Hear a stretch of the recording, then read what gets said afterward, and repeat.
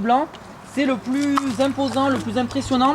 Alors pas forcément au niveau de sa musculature, mais au niveau de ses décisions. Il faut savoir que c'est le dominant, si c'est un bon dominant, c'est lui qui va prendre des bonnes décisions au niveau de la chasse, au niveau des déplacements, etc.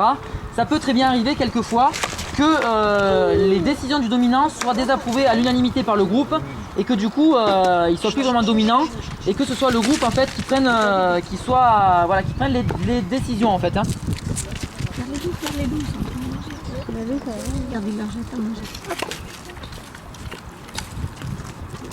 Et voilà, il n'y en a plus. Donc là, c'était pas leur plus gros repas. J'ai fait une animation en début d'après-midi où là, c'était vraiment leur plus gros repas.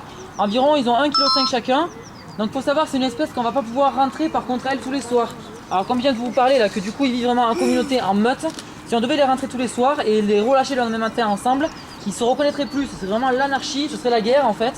Et il y aurait des bagarres, des conflits, etc. Donc c'est une des rares espèces en fait qu'on ne peut pas enfermer, qu'on ne peut pas séparer en fait. Donc là ils sont quasiment en semi-liberté toute l'année. On ne les touche jamais, voilà. D'ailleurs même pour une blessure quelconque par exemple, on aura du mal à intervenir parce que justement si on enlève l'animal et qu'on le remet après, il sera plus vraiment forcément reconnu. Là c'est vrai qu'on est quand même plutôt bien arrivé avec le dominant parce que c'était le dominant et que bon, il est resté dominant quand on l'a remis.